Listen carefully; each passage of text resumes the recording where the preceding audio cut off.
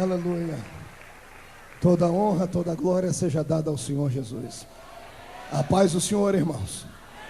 A paz do Senhor, irmãos. Só quem está feliz, olhe para a pessoa mais bonita do seu lado e dê um sorriso para ela. Glórias a Jesus Cristo. Meu Deus, isso aqui está um barril de pólvora. Na hora que Jesus começar a mandar as labaredas de fogo, vai explodir isso aqui. Meu Deus. De pé como vocês estão. Quantos trouxeram a Bíblia Sagrada?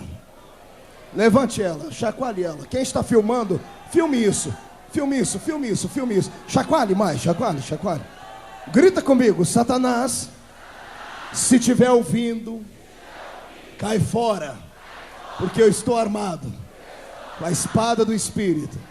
Ou sai da minha frente, ou eu te corto no meio, cão. Assim. Eita. Os que trouxeram a Bíblia, sem perca de tempo, abram ela comigo agora. No Evangelho segundo escreveu São João. Louvado seja o nome do Senhor Jesus. Aleluia. Deus está aqui.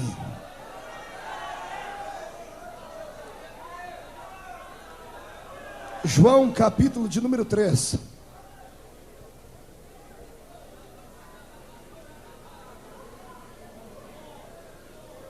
Estou muito feliz em estar de volta aqui a esta santa igreja, em rever aqui esse homem de Deus, o bispo Paulo Moura. O Senhor te abençoe, te faça prosperar na terra mais ainda. Ver esse conjunto animado que está em cima, já vi alguns dançarem ali. Hoje eu quero ver vocês plantar bananeira em cima desse negócio. Está aqui com o pastor Nicodemos, foi quem fez a ponte para estarmos aqui de novo. Pastor Reginaldo, sempre bonito, né? Pastor Reginaldo está com a roupa ali, irmão, que nem Salomão. Não, vamos deixar Salomão de lado. Nem o lírio dos vales se vestiu como ele. Está bonito ou não está, irmãos? Coisa de crente, né? João capítulo 3. Quem encontrou, diga amém. Quem não achou, diga misericórdia. Onde é que você está procurando? Na harpa, é? João capítulo 3. O tecladista, fique perto aí que eu vou precisar de você. Estou muito feliz com Jesus. Apesar de estar há 48 horas sem dormir, o corpo está cansado, mas a alma está com fome de Deus. Pregamos sábado lá no estado do Amazonas, Manaus. Foi um culto que há muito tempo eu não via um igual. Comecei a pregar 8h30. Era 00:30 quando me tiraram de dentro da igreja para ir para o aeroporto. Eu saí para o aeroporto todo cheio de suor, mas deixamos na igreja um rastro de Cristo tão grande. Era 00:30, tinha caído na igreja pelo menos umas 100 pessoas arrebatadas no Espírito. Coisa de Deus. Viajamos ontem para o Rio de Janeiro, viajamos o dia todo. Chegamos ontem no Rio, pregamos ali para 15 mil pessoas no congresso da Umader. Ontem à noite Jesus começou pelo púlpito, os pastores não paravam em pé. Oxalá aconteça isso hoje aqui também. Jesus deu um renovo tremendo, foram mais de 200 pessoas batizadas com o Espírito Santo. E nessa noite esse lugar aqui vai ficar pequeno para a glória de Deus. Quem concorda comigo, diga: é verdade isso aí. João capítulo 3, versículo 8 diz assim: o vento sopra onde quer, ouves a sua voz, mas não sabes de onde vem e nem para onde vai. Assim é todo aquele que é nascido do Espírito. Amém, povo do Senhor. Para parafrasear este texto, Velho Testamento, livro do profeta Samuel, primeiro livro do profeta Samuel, capítulo de número 3, versículo também de número 3, capítulo de número 4 e o versículo de número 17. Primeiro livro do profeta Samuel, capítulo 3, versículo 3, capítulo 4, verso 17. Está escrito assim: e tendo-se deitado também Samuel no templo do Senhor, em que estava a arca, antes que a lâmpada de Deus se apagasse, o Senhor chamou o menino: Samuel, Samuel, e ele respondeu: eis-me aqui. Capítulo 4, aí do lado, verso 17, está escrito assim: Então respondeu o que trazia as novas e disse: Israel fugiu de diante dos filisteus.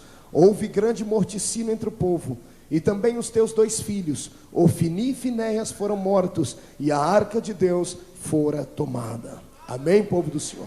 Fecha a sua Bíblia, coloque no banco, pegue na mão do irmão mais cheiroso do seu lado. Se ele ainda estiver usando perfume do Avon, você perdoa ele, que nem tudo é perfeito. Agora aperta a mão dele até ele falar ai. Feche os seus olhos. Aleluia. Eu te glorifico, Jesus. Eu te glorifico porque o Senhor tem sido Deus desta igreja. Te glorifico porque o Senhor trouxe o seu povo para ouvir a sua voz nesta noite. Te glorifico por o Senhor ter me escolhido como seu instrumento uma vez mais. Me coloco nas suas mãos agora, Pai, para no seu nome ser o seu profeta, ser o seu porta-voz nesta noite. Pai, não me deixe levar nada para casa. Abre, Senhor, a porta da revelação na palavra. Eis-me aqui, Senhor, para trazer palavras de alegria e palavras de correção. Senhor, não temerei nesta noite, como não tenho temido todas as noites, porque eu sei que uma vez mais o Senhor estará aqui comigo.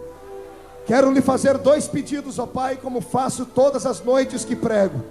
Primeiro pedido é que o Senhor expulse agora todos os demônios que vieram contra nós esta noite para roubar a paz, a alegria.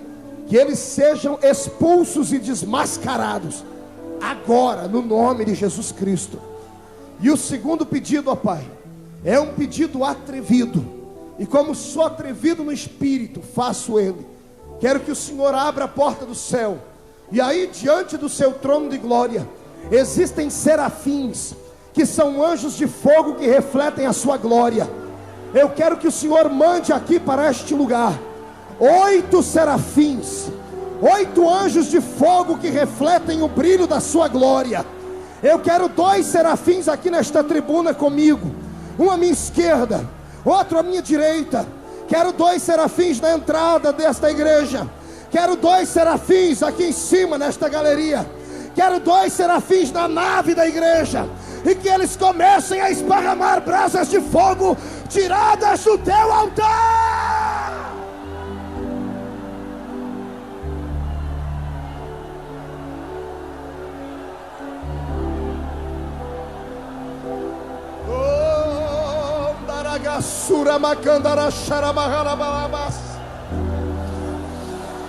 Senhor, pode começar a operar, Senhor. Pode começar a operar.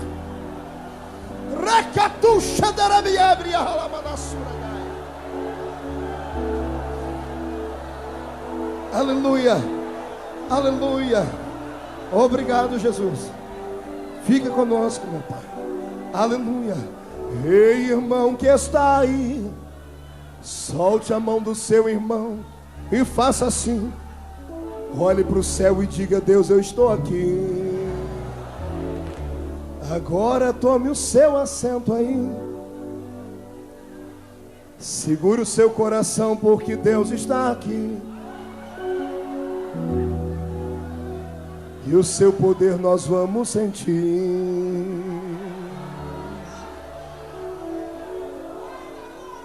Aleluia. Senhoras e senhores, amados em Cristo Jesus, noiva do Cordeiro de Deus, amigos do Evangelho, simpatizantes da fé pentecostal, estamos aqui nesta noite reunidos não para um show ou para apenas uma mera reunião. Estamos aqui para glorificar o nome de Jesus. Todo e qualquer pensamento neste lugar, nesta noite, tem que ser voltado para Cristo, senão você não receberá a bênção da qual veio buscar. Você tem que dar glória a Deus pelo lugar que você conseguiu, porque enquanto estávamos vindo, bispo, pessoas estavam indo embora, porque não tinham lugar para ficar, e eu me entristeci, falei: Deus, o seu povo veio de longe para ouvir a sua palavra. Então você que conseguiu um lugarzinho agora, em nome de Jesus, arranca o chiclete fora da boca, prega debaixo do pé.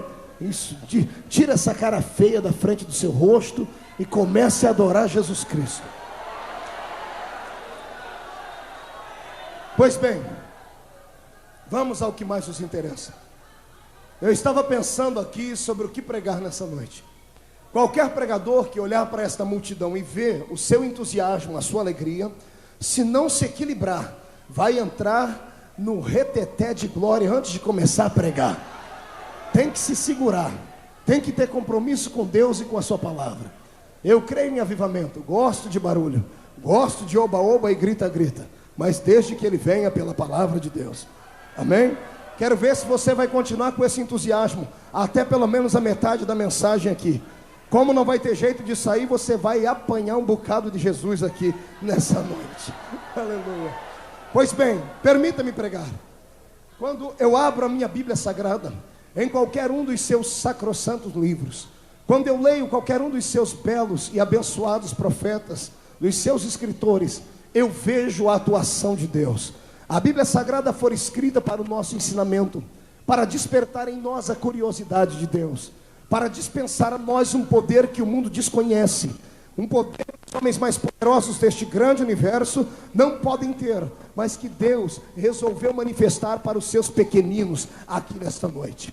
Este poder, o poder de Deus, este poder que nos aquece, que nos embriaga, este poder que nos arranca do chão, que nos faz levantar as mãos, dançar, saltar, falar em línguas, profetizar, este poder custa muito caro para ter, e é muito mais caro ainda para se manter. Eu conheço e acredito num poder que vem sobre o justo, sobre aquele que leva uma vida piedosa, sobre aquele que leva uma vida santa, regrada e abençoada por Deus. Não venha me dizer que você leva uma vida toda corrompida aí fora, e apenas porque entrou aqui dentro nesta noite, por mero entusiasmo de estar no meio de um povo que sabe adorar a Deus, vai querer entrar na nossa apenas para gritar. Antes de gritar, o seu coração precisa receber uma palavra que venha colocar o seu altar em ordem, porque aí o avivamento será constante. Deus quer nos dar uma experiência constante. Quando eu abro a minha Bíblia Sagrada no livro do profeta Samuel, eu olho aqui para este livro e digo em todo lugar que vou, para mim é um dos livros mais abençoados de toda a Bíblia Sagrada. É um livro que, embora tenha sido escrito há tantos anos, milênios atrás, muito tempo antes de nós termos pensado em nascer, este livro já havia sido escrito. E eu olho para este livro tão velho quanto velha é a Bíblia Sagrada, e eu vejo a transparência de Deus, eu vejo a atualidade de Deus, porque o Deus ao qual nós servimos é um Deus atualizado.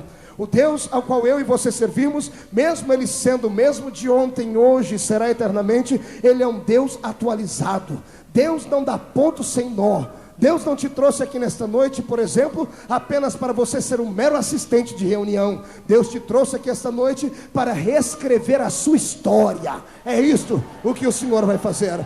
Quando eu abro a minha Bíblia aqui no livro de Samuel, no capítulo 3, eu encontro a atualidade divina. E se você pedisse um tema para esta mensagem, o tema que eu tenho para ti é este: o apagão de Satanás. Repita comigo: o apagão de Satanás. Aponte o dedo profético no nariz mais bonito que tem na sua frente e diga para ele: cuidado com o apagão de Satanás.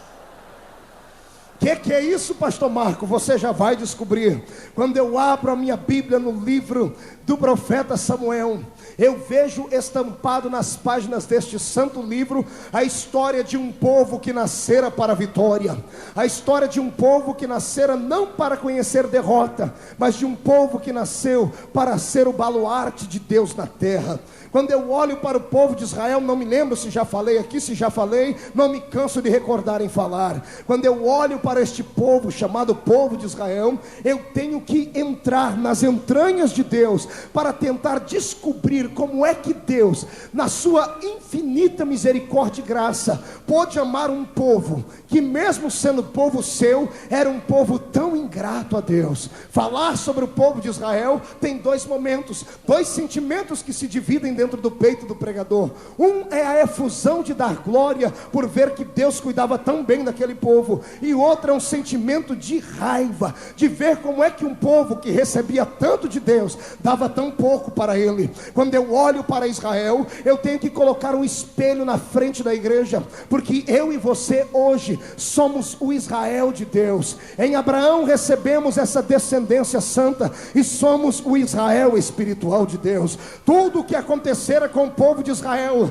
e tudo que Deus deixou escrito na Bíblia Sagrada acerca deste povo, for apenas um vislumbre do que aconteceria no futuro. Quero que nesta noite você tenha este sentimento: você é um israelita espiritual, e então Deus quer falar contigo. Quando eu olho para o povo de Israel, um povo que tinha pelo menos 3 grandes fatores que os levaria à presença de Deus para toda a eternidade, apenas para agradecer e adorar. Eu olho para o povo de Israel e vejo que eles tinham 3 grandes motivos que os faziam ser diferentes dos outros povos. Ser um israelita não era como ser um povinho destes que habitava na terra naquela época. Ser um israelita era muito mais do que pertencer ao povo dos amorreus, aos filisteus, aos heteus, aos heveus e a todos os zeus que habitavam a terra. Ser um israelita significava estar na terra e ser eleito por Deus. Este aqui é o primeiro grande motivo que todo israelita, de sangue ou de espírito, tem que ter na alma para adorar a Deus. Todo israelita era eleito. O que significa ser eleito? Eleito significa ser escolhido, escolhido a dedo. Você só pode eleger uma pessoa em quem você possa depositar nela confiança, em quem você olhe para ela e saiba que no futuro ela vai poder fazer alguma coisa por você. Quando Deus olhou para a terra, Deus olhou para os povos da Mesopotâmia, Deus olhou para os homens que adoravam os postes ídolos como Baal, Astarote, Azera, Marduk, a Deus assim, deuses da antiguidade que tentavam já ofuscar o brilho de Jeová. Mas Deus não colocou seus olhos sobre os homens que tinham conhecimento das ciências ocultas. Deus preparou para si um povo. Deus elegeu Israel, e quem é eleito por Deus, por ele também é querido. Quem é eleito por Deus tem o favor deste Deus. Quem é eleito por Deus pode bater na porta dele que ele vai abrir. Para falar com Deus que elegeu este povo, você não precisa de secretária. Para falar com Deus, pode ligar para ele a qualquer momento. O celular de Deus nunca está fora de área. O celular de Deus está sempre com a bateria carregada. É isso que eu quero dizer para aqueles que são eleitos por Deus. Agora deixa eu só fazer uma pergunta para ver se eu estou no lugar certo. Quantos aqui têm a plena convicção de que são eleitos por Deus? Levante a mão e dê um glória a Deus daquele de estourar. Então vamos lá. Além de serem um povo que eram eleitos por Deus, eles tinham uma segunda marca que deixaria eles sendo um povo feliz, abençoado na terra. Além de serem eleitos por Deus, eles habitavam na terra que manava leite e mel. Amados, habitar na terra que mana leite e mel não é para qualquer um, é apenas para quem é eleito por Deus. Habitar na terra que mana leite e mel significa que onde quer que você esteja, onde quer que esteja aquele que foi eleito, nada vai lhe faltar. Habitar na terra que mana leite e mel significa que pode haver fome na esquerda e na direita, mas onde você está, ainda que não tenha nada para comer, lá do céu virá um urubu para colocar comida na sua mesa, ou um anjo para trazer água fresca para dar para você beber. Habitar na terra que mana leite e mel significa habitar no lugar mais seguro do mundo. Você sabe qual é o lugar mais seguro do mundo? Até alguns meses atrás, até o mês de setembro, até o dia 10 de setembro do ano que se passou, o lugar mais seguro do mundo era exatamente nas redondezas de Nova York, ali na pequena ilha de Manhattan, ali onde estava o World Trade Center. Eu passei por ali várias vezes e muitas vezes vi a imponência dos Estados Unidos da América refletida sobre aqueles soldados musculosos, parecidos com Arnold Schwarzenegger. Quem passava por aquele lugar, o centro econômico do mundo, sabia muito bem e sabe do que eu estou dizendo. O FBI estava sempre por ali, a polícia, a SWAT e o exército, porque ali era o coração financeiro do planeta Terra. Ali era o lugar mais seguro do mundo. Os empresários que ali habitavam, passavam por ali, jamais pensariam que poderiam ser atingidos. O ego da América estava todo voltado para aquele lugar, e até dia 10 de setembro do ano passado, aquele era o lugar mais seguro do mundo. Mas não precisou uma bomba atômica para abalar aquele lugar, bastou uma mente insana, tomada e possessa por demônios, bastou que alguns homens homens convictos em uma religião errada. Às vezes eu olho para eles e tenho dois sentimentos: um sentimento de pena por saber que eles deram a vida a troco de um Deus que não pode fazer nada por eles, e o outro sentimento é um sentimento que beira quase a inveja, de saber que eles, mesmo crendo num Deus que não podia dar a eles aquilo que o nosso Deus nos dá, eles eram fiéis ao Deus deles a rigor. Eles foram fiéis de morrer pela fé deles.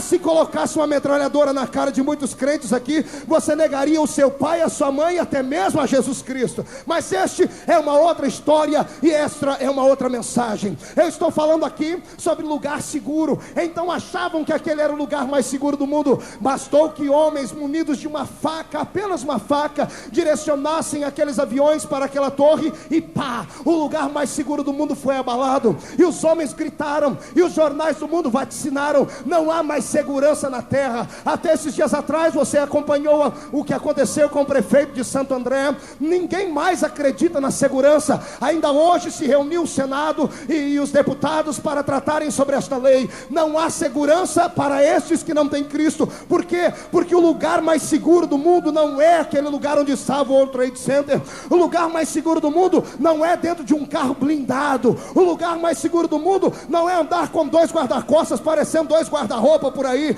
O lugar mais seguro do mundo não é você estar dentro do complexo do Carandiru. O lugar mais seguro do mundo se chama o centro da vontade de Deus. Quem está no centro da vontade de Deus está no lugar mais seguro do mundo. Deixa eu te contar um segredo, só para ver você ficar de pé e aplaudir Jesus. O lugar mais seguro do mundo não precisa ter aparência de céu, não precisa ter aparência de vislumbre de espírito. Pode ser um deserto, de onde você está fugindo dos seus inimigos. Possa ser que não tenha um travesseiro e você está morrendo de sono. Olha para o chão, só tem uma pedra. Não tem problema, você está no centro da vontade de Deus. Faça da pedra travesseiro, e enquanto você dorme, Deus abre uma porta no céu, e anjos descem, e anjos sobem na presença do Eterno. Quem pode adorar a Deus com palmas, faça!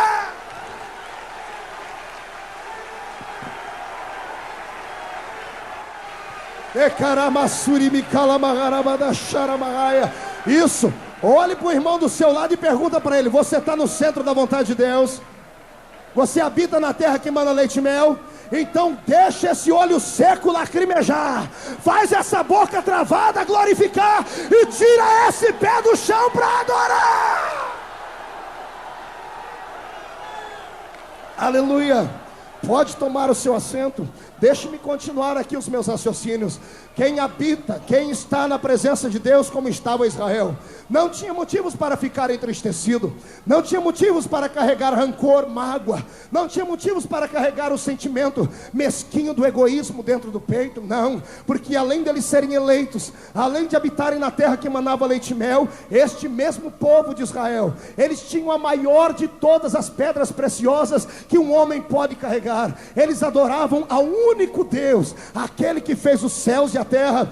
Enquanto os filisteus se curvavam diante do Deus Dagon, que era metade peixe, metade homem, tipo a Iemanjá que você viu pelas novelas da 8 há algum tempo atrás aí. Enquanto outros deuses se curvavam diante do Deus Moloque, cuja barriga era aberta e era um forno para sacrificar crianças. Enquanto outros adoravam a deusa Íris, que olhava para o sol e dizia ter o poder dele. Enquanto outros se curvavam diante de deuses que tinham olhos e não viam, boca e não falavam, ouvidos e não ouviam, pés e não caminhava. Lá estava Israel, diante de um Deus que eles não podiam ver, mas podiam sentir, diante de um Deus que eles não podiam tocar, mas podiam ser por ele tocado. Assim é o Deus daqueles que acreditam nele. Quantos aqui acreditam neste Deus e o servem?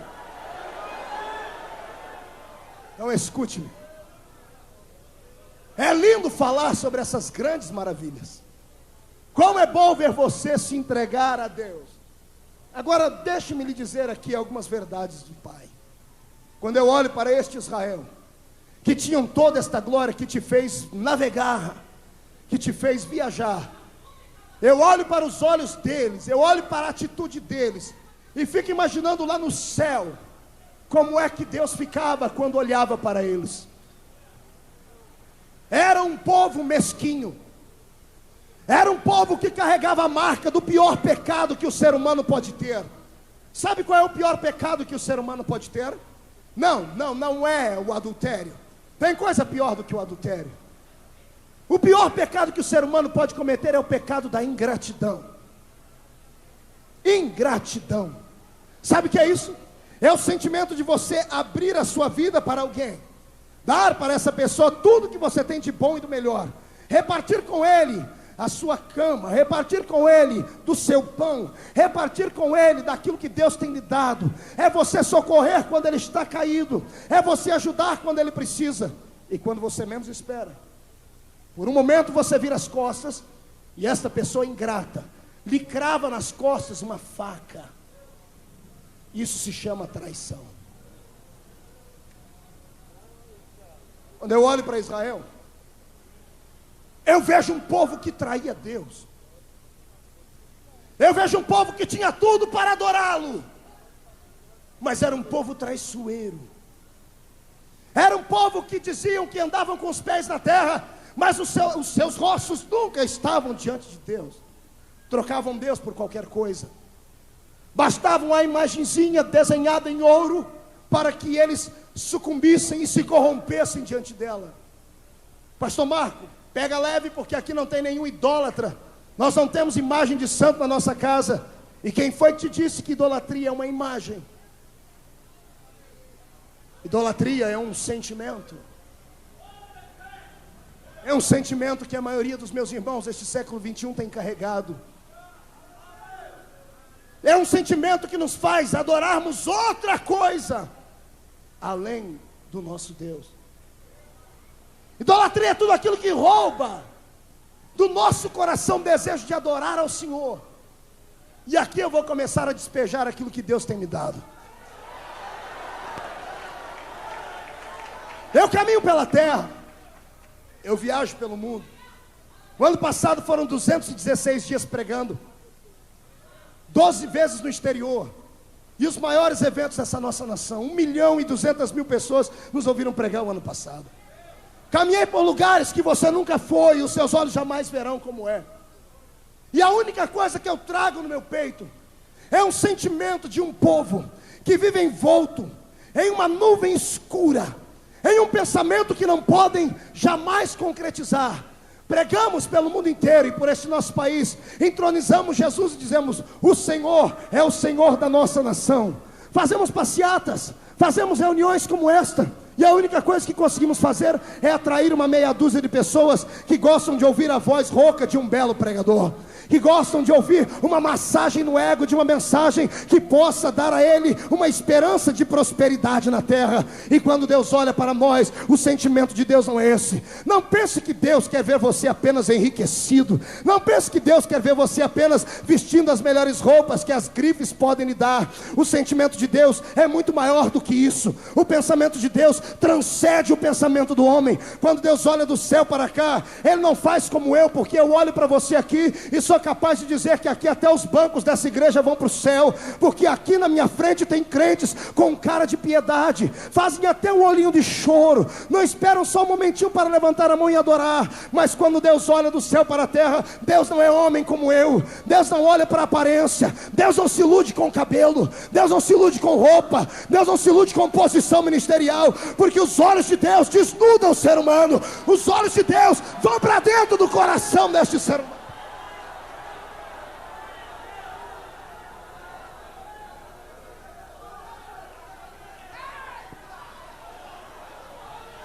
Quer que eu te diga o que é que Deus vê nesta hora final? Eu estou pregando aqui para a igreja de Cristo, não para uma denominação, para a igreja de Cristo. Sabe o que eu vejo? Eu vejo Deus olhando para Israel, e tudo que Deus viu naquela época, Deus volta a ver nesta época em que estamos vivendo. Os olhos de Deus, antes de estarem sobre o seu povo, estavam sobre o altar de Israel.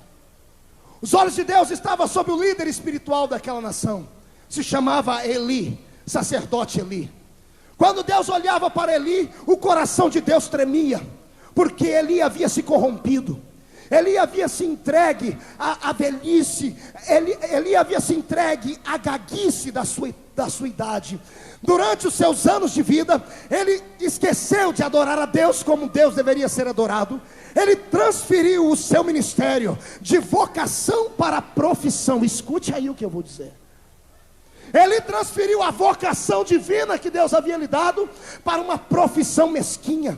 E sabe o que é que ele fazia? Ele e os seus 2 filhos, Ofni e Finéias, tratavam a igreja de Cristo do Velho Testamento como se fosse apenas uma ovelha que podia dar muita lã e que podia dar muita gordura, e da gordura da ovelha eles viviam erradamente, se prostituíam. Diz a Bíblia que os 2 filhos dele, Ofni e Finéias, se prostituíam dentro do templo. Havia um ritual naquela época sagrado. O sacerdote, quando ia almoçar ou jantar, ele só podia comer daquilo que o povo lhe dava. O povo ofertava a Deus e parte ia ao sacerdote. O sacerdote colocava dentro de uma panela e cozinhava a carne. A parte dele era o que um garfo de 3 pontas conseguiria tirar de lá de dentro. Aquele pedaço de carne cozida que vinha era a parte dele, e ele tinha que olhar para o céu e dizer: Deus, obrigado pelo que o Senhor tem me dado. Agora pergunte para mim se Ofni e Finéias queriam carne cozida. Pergunte para mim se eles queriam comer aquilo que o povo dava. A Bíblia diz que eles queriam comer churrasco.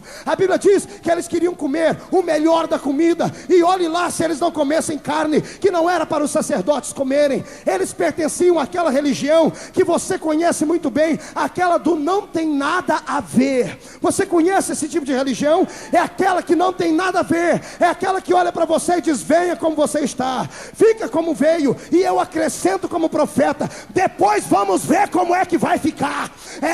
É uma religião apenas de aparência, uma religião de engodo, uma religião que te dá uma mensagem prostituída, uma mensagem adulterada, um evangelho vazio, um evangelho que te leva às emoções, mas nunca te fará entrar no reino de Deus, porque Deus está olhando para nós aqui, e o que Deus quer é uma atitude de santidade. Deus quer um povo que conheça, respeite e ame essa santidade. E se tem esse tipo de povo aqui, comece a adorar a Deus e comece a glorificar a Deus. E se você está aqui e não concorda com isso, eu estou pouco ligando para você, amado. Eu estou pouco ligando para essa tua cara feia, parecendo que comeu jiló sem sal na hora da janta.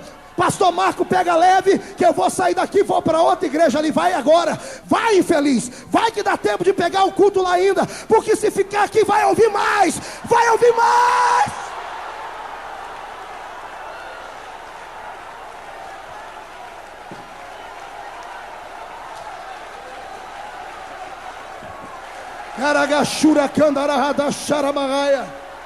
Quantos aqui acreditam que isso é uma palavra profética? Levante a mão. Dê um tapa nas costas do seu irmão. Dê um tapa nas costas dele. Diz para ele: quer ir para o céu? O caminho é esse. Agora, se você não quer aceitar esse caminho, você também vai para o céu, mas é o céu da boca da onça. Não estamos em tempo de brincadeira mais. Quando eu olho para a igreja do Bispo Paulo Moura e para outras igrejas que eu conheço, eu louvo a Deus. Sabe por quê? Porque Deus não tem monopólio de povo. Eu conheço uma meia dúzia de homens aí que acham que são donos desse país, são donos de púlpito. Eu escrevi um livrinho, está lá fora, Assassinos de Profeta, um desabafo. Eu prego há 5 anos e meio só. Jesus me tirou lá de cima de um boi, lá na minha terrinha, no meio da terra, da roça, da Vila Tatu, e me deu os principais púlpitos dessa nação para pregar. Eu não devo nada a ninguém a não ser a Deus. Por isso eu não tenho medo de falar coisas assim. Eu sei que muitas pessoas dizem: Marco, vão te fechar a porta, Marco, vão queimar você. Eu fui para o monte orar esses dias e disse: Deus, estão me dizendo que vão me queimar. Deus falou comigo, eu ouvi a voz, fez tremer as árvores. Deus disse para mim: o homem não pode te queimar, o diabo não pode te queimar, só eu posso te queimar, e eu te queimo com a minha glória.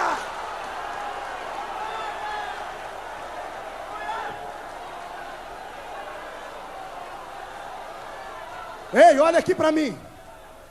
Não importa se você é assembleiano, se você é batistano, se você é sorveteriano.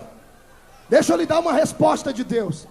Se você está em uma igreja onde o líder desta igreja manipula o espírito, onde o líder dessa igreja fica sentado no púlpito com a cara de capitão, fica lá em cima olhando, sentado num trono, e parece que é o rei, com aquela barrigona grande, parecendo um cemitério de frango. Se você é desta igreja e ele fica com um sininho na mão, deixa eu te dar 2 conselhos. Primeiro, ore para Deus arrancar essa peste de lá. Segundo, se ele não sair, cai fora de lá, senão você vai morrer.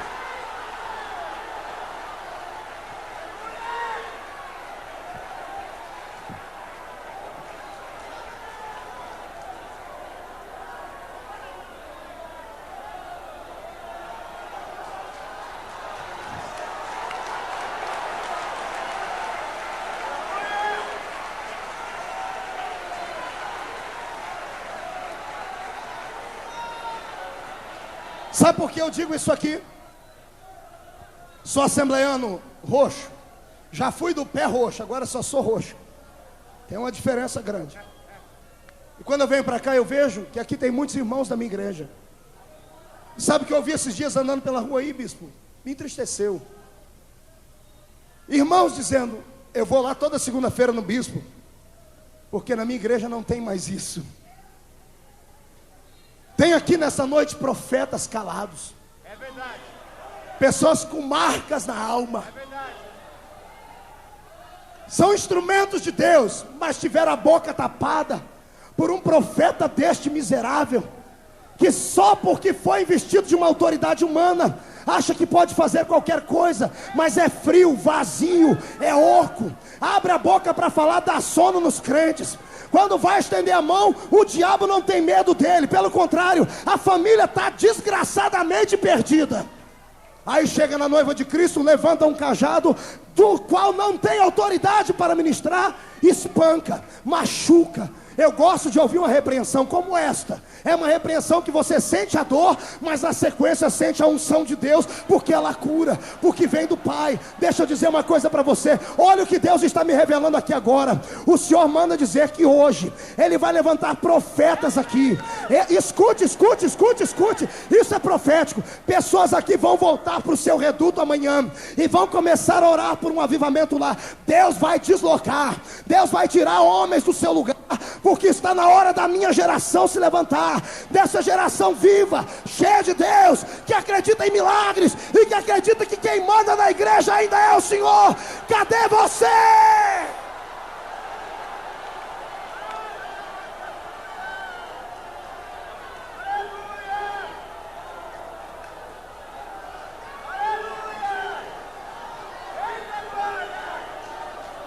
Olhe para mim. Se o púlpito de Israel estava quebrado, desmantelado, se o púlpito de Israel estava em pecado, como é que o povo podia acertar o coração de Deus? O povo é liderado, o povo é a menina dos olhos de Deus. Eu tenho um respeito muito grande pela igreja de Cristo. Você é a coisa mais preciosa que Deus tem na terra. Só que você acredita naquilo que você ouve no púlpito. E aí está o problema. Homens desqualificados, sem vida, sem visão, mortos espiritualmente. Era assim que estava Israel. Aí vem o problema. Havia lá dentro de Israel, lá dentro do santuário, uma lâmpada que permanecia acesa. Uma lâmpada acesa. Esta lâmpada foi acesa pela primeira vez num santuário móvel chamado tabernáculo. O tabernáculo era dividido em 3 partes. Era dividido entre o átrio, o lugar santo e o lugar santo dos santos. Para que o sacerdote entrasse no lugar santo, ele tinha que se lavar aqui no átrio primeiro, entrar em santidade lá. E quando ele passava pela cortina ou pelas partes da tenda que dava para o lugar santo, lá dentro do lugar santo, o que fazia a divisão entre o santo e o santo dos santos, diante daquele grande véu que estava estampado, era um candelabro com lâmpadas acesas. Aquele candelabro representava a vida de Deus no meio do seu povo. Aquela lâmpada tinha que ficar acesa por vários motivos, e o principal era tinha que ficar acesa porque se o sacerdote entrasse lá dentro e esbarrasse em um utensílio sagrado, ele morria fulminado. Porque as coisas de Deus tinham que ser levadas com respeito, com seriedade, tinham que ser levadas com graça, com vida. Amados, que Deus nos dê um espírito de discernimento nesta noite. Que Deus dê um espírito de discernimento à sua noiva. Eu dizia hoje a alguns irmãos com quem almoçávamos, que eu tenho dado voltas aí pelo mundo, e um dia desse eu estava num hotel desses da vida, estava paisando com a minha família, e um cantor muito conhecido dessa nossa nação, não vou dizer o nome dele por ética, ele desceu no mesmo elevador que a gente, ele não me conhecia ou não me reconheceu, desceu lá todo maltrajado, com a costeleta maior que a do Elvis Presley, todo burungundum, parecendo uma árvore de Natal, agarradinho com a menininha nova, uma prostituta que estava lá. E ele não me reconheceu, mas quando descemos no saguão do hotel, o irmão que veio me apanhar, olhou para mim e disse: paz o senhor, pastor Marco. Ele não sabia onde punha a cara. O cidadão fechou o rosto e foi para lá, e eu olhei para ele e eu chorei. Sabe por quê? Porque num dia anterior ele tinha ido cantar numa igreja.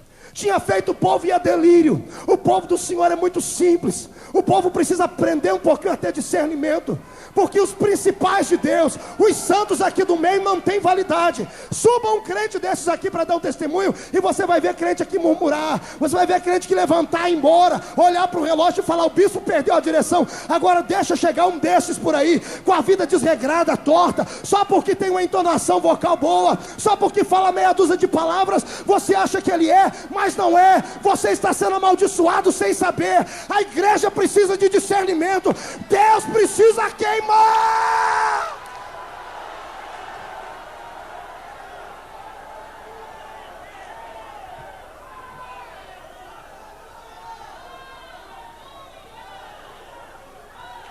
Não estou falando isso para te escandalizar, nem para te colocar contra essas pessoas. Estou falando isso para te alertar, porque a sua vida corre perigo. Olhe para você, escandalizado com as coisas desta vida, vem aqui desnorteadamente, caça profetas por essa cidade de São Paulo, e nunca tem paz no coração, porque foi ofendido por alguém destes aí, sem vida. Deus te trouxe nesta noite para falar contigo. Vou te explicar o que está acontecendo. A lâmpada de Deus está se apagando. Quando eu olho para a situação do nosso país aí, com problema de falta de energia elétrica, eu pude ver como a Bíblia Sagrada é atualizada. O que é que levou o nosso país a ficar com crise de energia? Houve uma explosão demográfica na nossa nação, e os líderes políticos não se preocuparam com isso. Houve um avanço em tecnologia de 10 anos para cá, jamais visto. O consumo de energia foi muito grande, e não se prepararam construindo mais hidrelétricas. Não se prepararam investindo nessa área. E o que aconteceu agora? O país inteiro sofrendo com esse problema. Todo mundo tem que economizar um pouquinho para poder sobreviver. Olha que situação chegamos.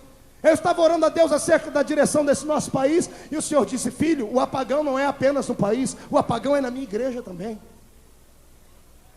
Porque os líderes, aqueles que nos ensinaram a respeitar tanto a placa da igreja, que passaram anos falando para a mulher: cuidado com a sua roupa, cuidado com o seu cabelo, cuidado com a pintura, cuidado com esse brinco. Uma religião machista, que para a mulher tem 1001 coisas erradas, e para o homem só 2 coisinhas. Basta ser, não precisa ser conhecedor de teologia para entender isso. Basta você ter senso, bom senso, e ver passar a vida inteira fazendo em volta do crente uma carcaça, uma muralha para que Satanás não tocasse. Aí nós temos na igreja de hoje o que? Muitos santos. Olha para a pessoa do seu lado e você vai ver aí, bem vestida, trajada, coque na cabeça, sem nenhuma pintura no rosto, mas o coração fechado. Olha para ela, quando sair daqui, você vai ver que a língua dela é maior que o cabelo e que a saia junta. Sabe por quê? Porque não tem vida em si mesmo. Passaram a vida inteira cuidando da aparência, e enquanto isso, o santuário por fora está bonito, mas pergunte para mim como é que está aqui dentro.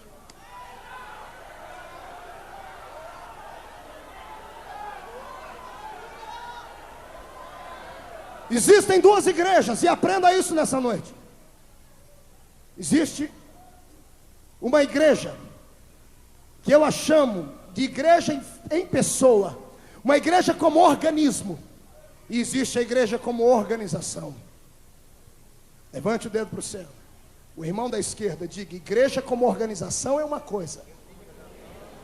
Para o outro, igreja como organismo é outra. Quer saber a diferença? A igreja como organização vai muito bem, obrigado, nesse país. Temos representantes no governo, temos representantes no Senado. A igreja como organização vai bem, temos CGC, temos grandes templos, mega igrejas. Temos no Brasil o maior templo da América Latina, das Assembleias de Deus, lá no Mato Grosso, onde eu estive pregando.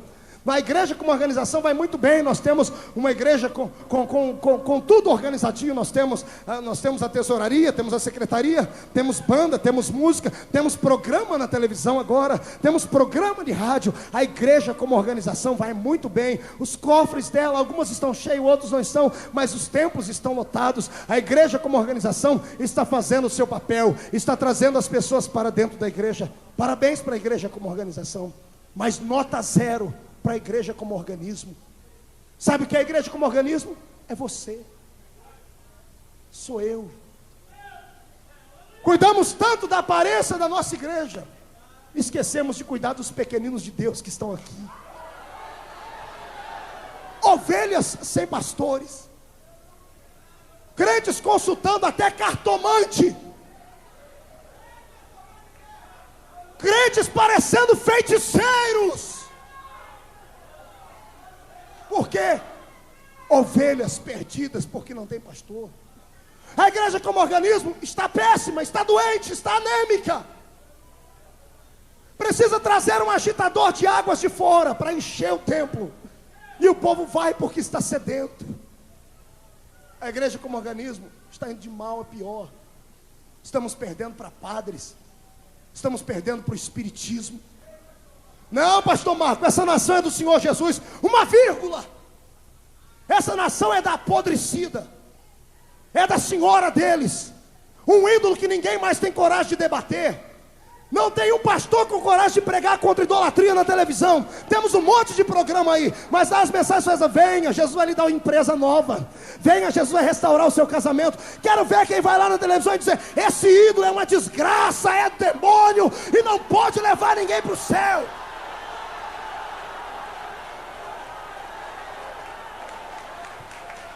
Se você não pode falar contra ela, eu posso. Eu nasci no dia dela, 12 de outubro. A vida da minha família foi amarrada e destruída por causa dessa miséria. Muitas pessoas me perguntam, ainda hoje eu li um e-mail, alguém me perguntando de um jornal aí: pastor Marco, qual é a solução para um poderoso avivamento na nação? Eu pensei, não escrevi porque fui covarde, mas depois dessa mensagem que eu prego para mim também, eu vou hoje à noite abrir o e-mail e vou responder a mensagem de verdade. Sabe o que precisa para acontecer um avivamento? Não precisa Jesus salvar, colocar um presidente da república como crente. Não precisa nada disso. Para haver um avivamento poderoso, Deus não precisa contar com uma multidão de pessoas cheias de dinheiro como a Adonep. Não, Deus não precisa disso, porque Deus é dono do ouro e da prata. A igreja cresceu nesse país sem riqueza, sem homens de anel no dedo, mas cheia da unção e da graça, do respeito e da santidade. Pergunte para mim, pastor, como faz para ter esse avivamento? Não, pergunta, 1, 2, 3. Simples. É ir parar na cadeia pelo menos 10 pastores, cheios de fogo, presos porque pegaram a verdade. É só prender 10 pastores desses doidos igual eu assim, que fala sem pensar, cheio de Deus. Prenda 10 pastores que pregam a verdade e bote a câmera da TV Globo em cima deles, lá atrás das grades, com a Bíblia aberta, orando a Deus. Você vai ver o que Deus vai fazer nessa nação.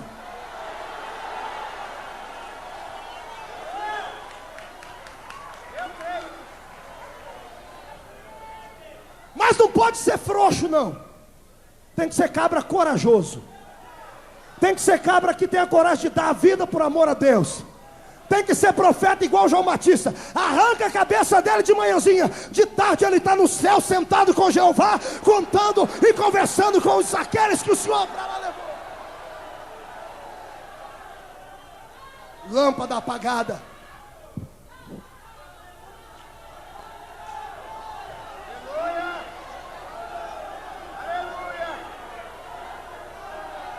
Olha para mim. De canto de olho esquerdo, olha para o irmão que está do seu lado. Sonda ele. O que está à sua direita agora. Olha para mim, como é que ele está? Vê a pulsação dele, como é que está.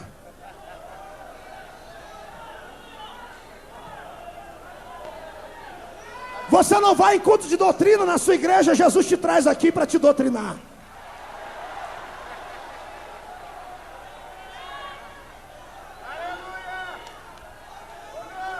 Não adianta falar que é pentecostal puro, é fogo puro. Mas quando ouve uma palavra como essa, treme aí nas bases e tem vontade de sair correndo, tem vergonha de ser crente. A sua lâmpada está apagada. Olha para você, frio, morto, parece uma estátua de museu. Olho seco igual o olho de coruja, olha aí. Olha para você, não tem vida mais em você mesmo. Já profetizou, já fez de tudo. Agora não consegue nem levantar a mão mais. Está parecendo um velho de 250 anos. Mas a alma está cheia está impregnada de religião. Está cheio de religião aqui, mas não tem nada de Deus aqui mais. Morreu, esqueceu de deitar.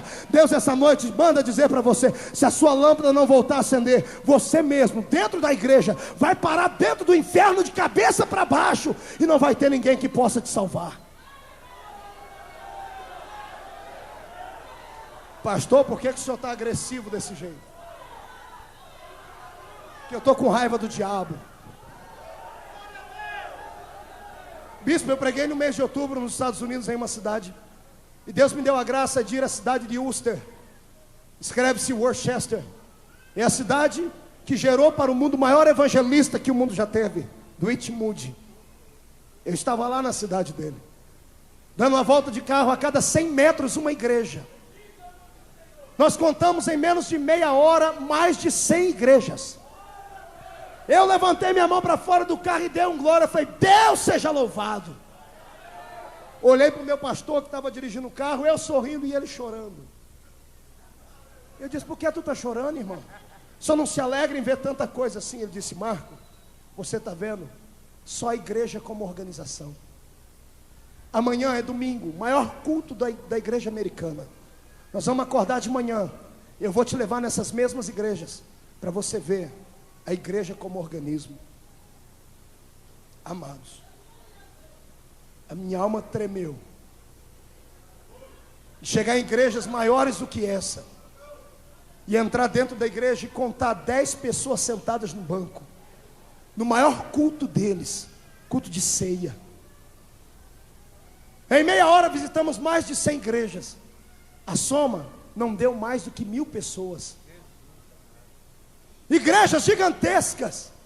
Em alguma delas vi coisas que não dá nem para dizer aqui. E eu fui saindo dali, olhei para o pastor, entendi o choro dele e comecei a chorar também. Eu disse, o que aconteceu aqui, pastor? E ele disse, Marco, a lâmpada de Deus se apagou.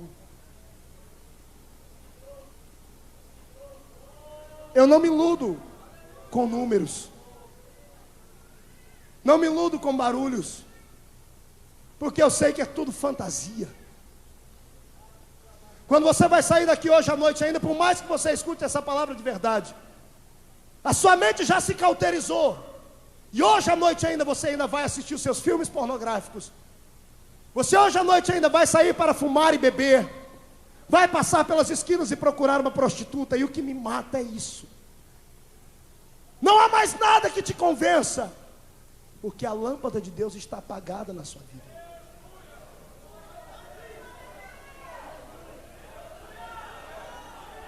Há um Deus no céu olhando para nós essa noite aqui.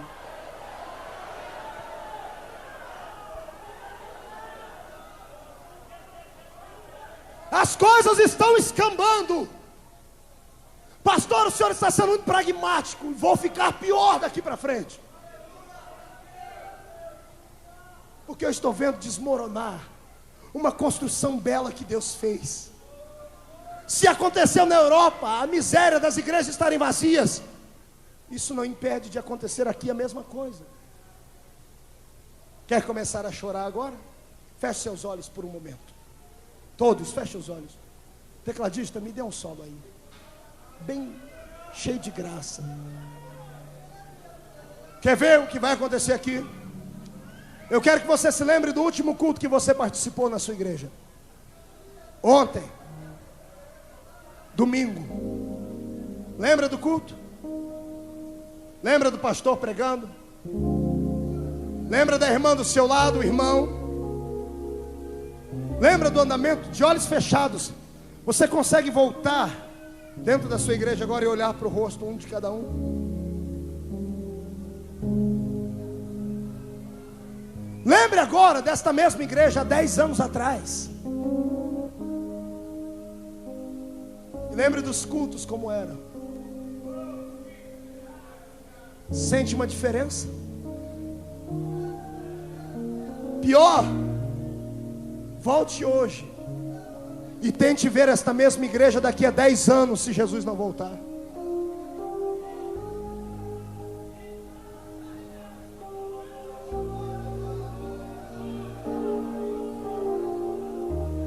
Daqui a 10 anos, se o meu Jesus não voltar, não sei se vou estar vivo, vou estar beirando os 40. Queira Deus que essas crianças aqui vejam uma igreja viva, do que eu duvido muito. Se não houver uma mudança na igreja, no caráter dela, Imagine daqui a 10 anos, igrejas frias e mortas, nada mais sendo errado, nada é pecado. Daqui a 10 anos, os nossos cantores cantando no programa do Faustão e do Gugu, sendo chamados de artistas. Daqui a 10 anos, o púlpito da sua igreja virando um ringue de boxe, brigas, um querendo tomar o poder do outro, o círculo de oração sendo chamado de círculo de confusão. O seu filho com brinco na orelha, com brinco aqui dentro do nariz, com piercing no peito, um cabelo raspado, só uma tira aqui, chamando você de velho, dizendo: e aí, velho? Jesus é outro papo, querido.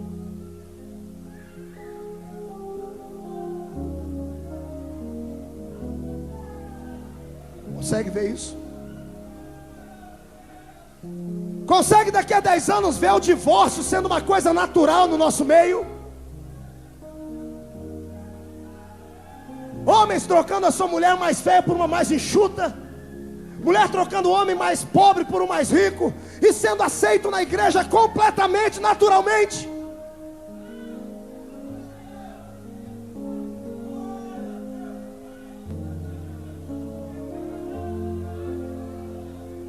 Há um profeta entre vós essa noite.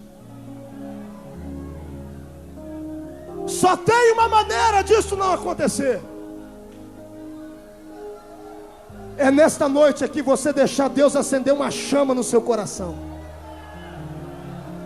Deus acender um fogo que vai te tirar do chão. Você fazer um pacto de santidade com Deus. Você chegar em casa hoje, olhar no espelho, vai olhar para esse rostinho bonito e vai dizer assim, ó: toma vergonha nessa cara, e volta a ser crente de verdade. Volta a respeitar o seu corpo, volta a respeitar o seu Deus, volta a respeitar a sua fé, e então Deus nos dará uma vitória.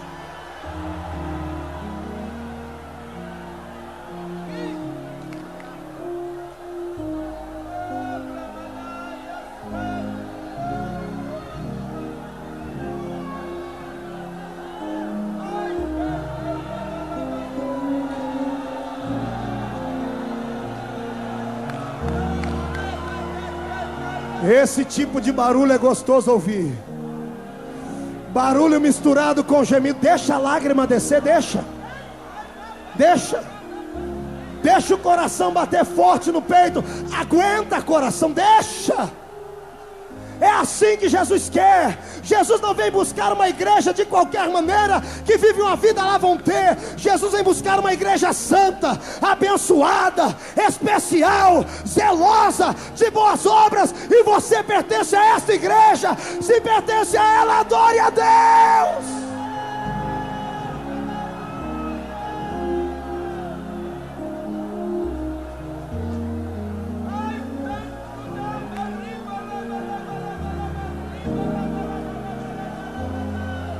Levante as duas mãos para o céu. Senhor, se eu sou o seu profeta nesta noite, se esta palavra está vindo do seu trono e não é invenção humana, eu quero um sinal aqui agora. Onde houver uma mão levantada, e o dono desta mão for um crente fiel a ti, que acredita no que eu estou pregando e está concordando, está refazendo a sua vida e os seus pensamentos, coloca na palma desta mão uma brasa de fogo, mas coloca agora!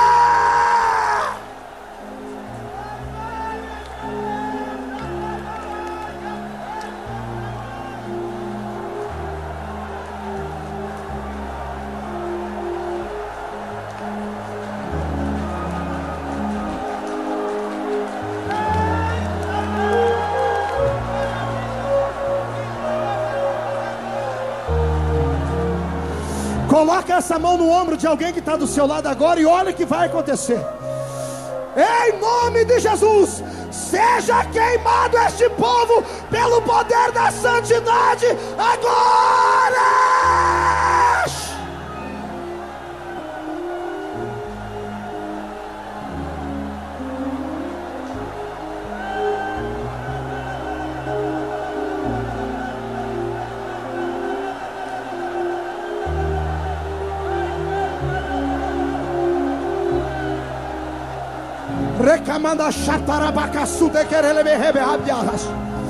Senhor, onde houver um crente batizado com o Espírito Santo, dá língua estranha para ele agora.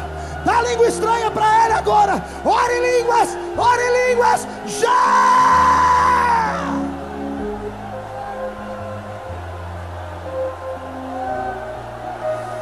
Recachatarabacaralagaçudarahadarabanai.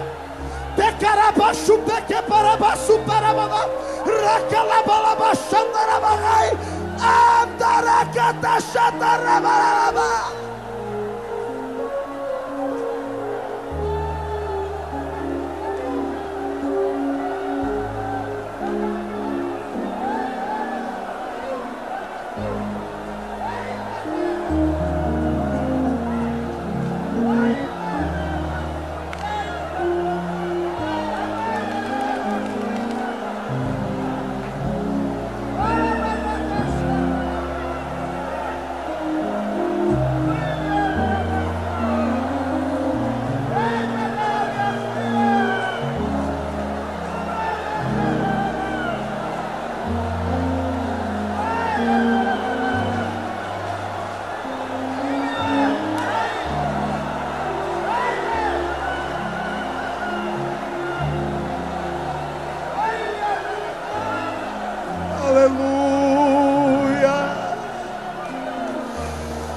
Yandaragassura mabas.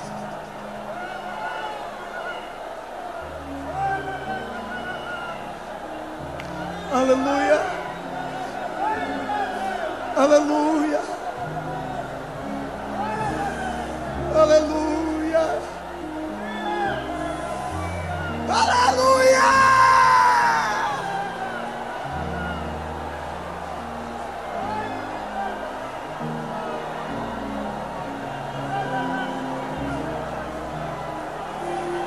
Deus está acendendo a lâmpada. Deus está reacendendo a lâmpada. Aleluia, eu sinto o cheiro de batismo com o Espírito Santo.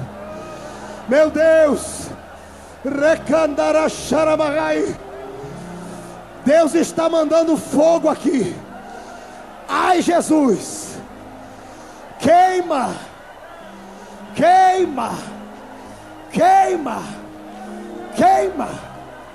Queima, queima, queima, queima. Senhor, coloca fogo no pé desta igreja. Queima.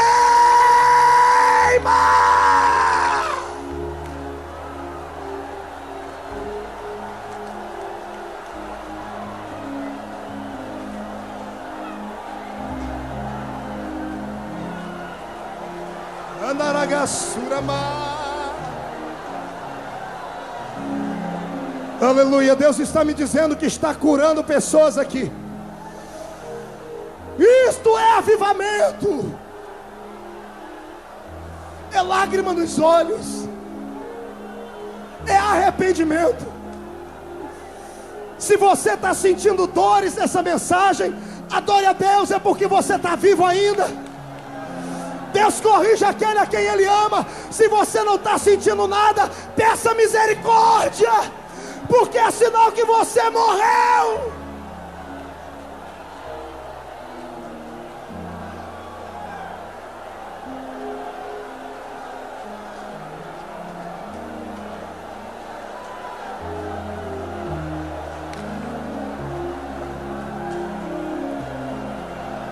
Meu Deus. Deixa eu continuar.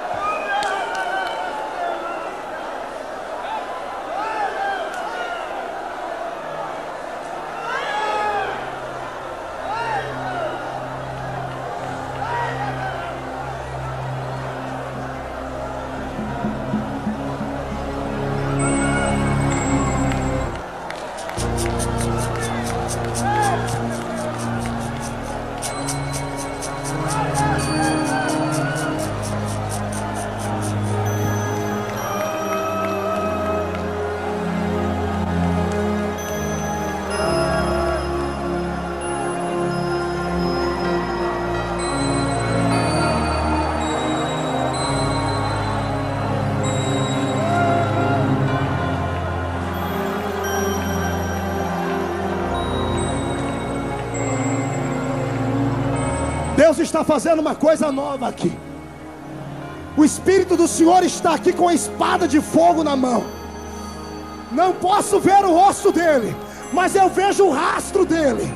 Meu Deus, está cortando demônios, está cortando laços de maldição, está cortando coisas que te oprimiam. Você vai voltar a ser santo, você vai voltar a ser santo, você vai voltar a ser santo, você vai voltar a ser santo. Receba a unção da santidade.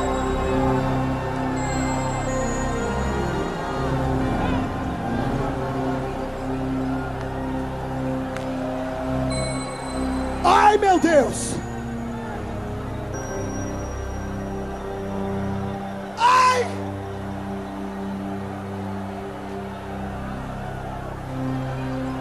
Meu Deus. Meu Jesus, levanta a mão para o céu. Levanta a mão esquerda bem alto. Depois eu vou tentar continuar pregando, mas levante a mão esquerda. Há uma unção de santidade aqui. Já viu unção de santidade? Você vai ver agora, depois desta oração, você vai ver irmãos caindo, sentando aí. Você vai ver pessoas se jogando no chão, porque Deus está levantando um exército aqui hoje. Não tem capeta em São Paulo que barre. Levante a mão esquerda. Levante a mão esquerda. Diga comigo: Deus, tudo que tem feito a minha lâmpada se apagar, eu coloco na palma da minha mão. Fecha essa mão. Fecha com força. Olha para o irmão do seu lado e diz para ele: dá licença. Aleluia. Não me toque. Aleluia. Fale para ele: não me toque. Não se escandalize comigo. Porque o que Deus vai fazer agora aqui é tremendo. A lâmpada vai começar a queimar de novo. Fala para o irmão: eu vou voltar a profetizar. Eu vou voltar a falar em línguas. Eu vou ser um missionário.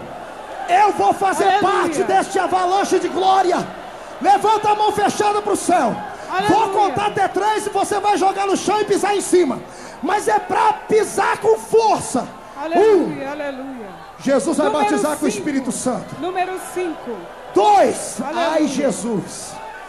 Eu vejo uma unção de poder com milagres descendo aqui. 2,5. A sua vida não é mais a mesma. 3. Joga no chão. Pisa em cima. Aleluia. Alabatura e vitória. Alaba sobre canta. Aleluia. Aleluia. Aleluia. Louvado seja o Senhor. Seja o Senhor. Você precisa de mais poder. O E Deus vai te usar com fogo na terra. Deus tremeu.